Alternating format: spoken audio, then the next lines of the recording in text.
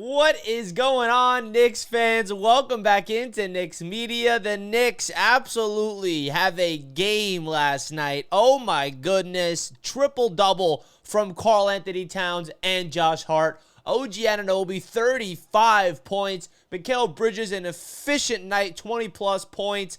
Tyler Kolek, he gets back out there playing minutes like we've been asking all season long. Another game of 8 assists for Tyler Kolek. And we even got Knicks rookie Kevin McCullough Jr.'s first ever bucket in the NBA in his NBA debut. It was a great game last night, man. Shout out to Knicks fans that was at that game, because those are the types of games you want to go to if you're a Knicks fan. High scoring, everything's fun. I mean, defense is fun too, and obviously the Knicks were not able to play good defense, but hey, they got the job done, scoring 128 points, scoring 30-plus in every single quarter, and I love what we saw from the Knicks last night, so let's break it down. You guys let me know your thoughts of the Knicks win over the Dallas Mavericks last night, and I've been saying very consistently on my channel that with the injuries to Jalen Brunson and now Deuce McBride, what this is going to do is open up opportunities for other players on this Knicks team to find their role and to kind of level up their ability to score. And now it was OG's night last night. 24 shot attempts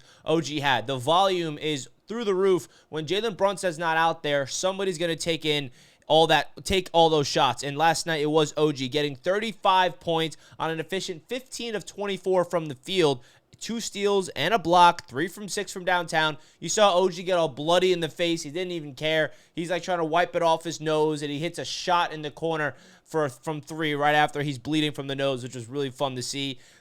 Josh Hart, another triple-double, 16, 12, and 11, and now he is the all-time Knicks leader with the most triple-doubles in franchise history in a season with 9, passing the great Clyde Frazier. So, wow, what a stat there. And then KAT got a triple-double. I think it was his first triple-double as a New York Knick, 26, 12, and 11.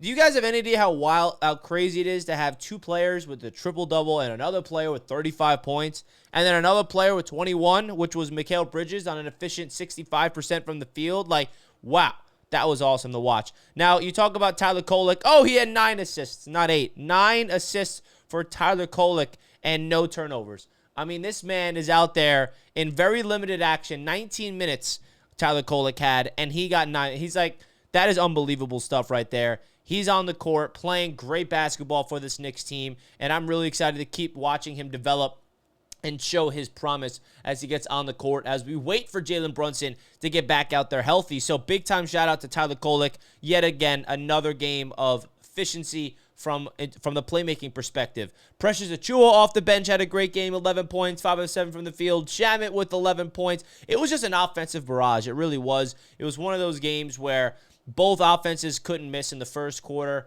The first quarter was like 37-35, and then it was a high-scoring game at halftime, and then the Knicks kind of won that third quarter, and then they took it and ran with it ever since. Their defense really stepped up in the second half, more specifically in the third quarter, as they held them to 16 points.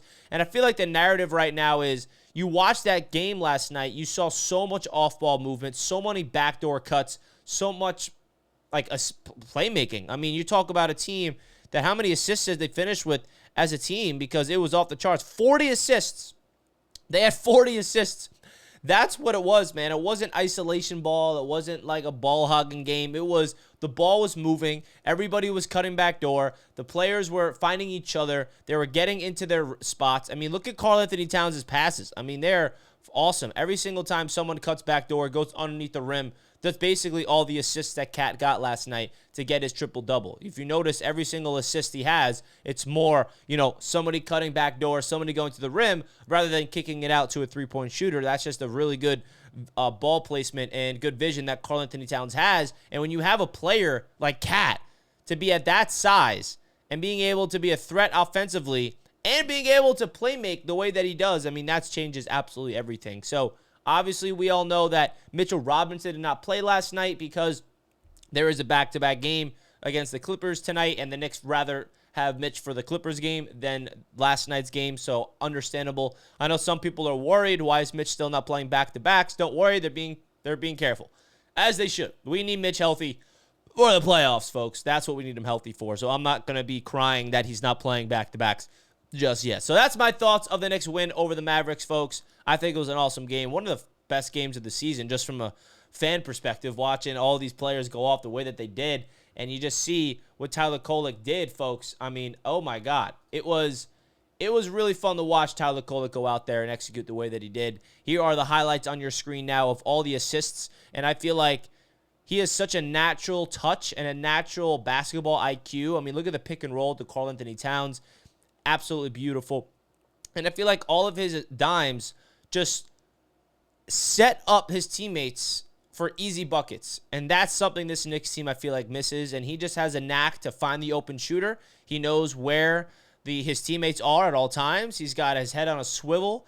I mean, he kind of reminds me a little bit of like a young, I don't want to say this because he's an MVP, but like a Steve Nash from a playmaking perspective, or Jason Kidd, like all those point guards that, I mean, he's not there scoring-wise. Steve Nash could score very well, and he's a Hall of Famer. That's not what I'm saying. From a playmaking standpoint, he's got everything you need from that position. So I'm really impressed with this Knicks team, and I know it's against the Dallas Mavericks team that has 8 players injured, so it's not like we're going to be excited. The Knicks have been doing this all year, beating teams below 500, so it's not that much to be excited about, but the production, that's something to hang your hat on. So that's my thoughts, folks. Sound off in the comments. Let me know your thoughts, and let's go Knicks. Peace out, folks.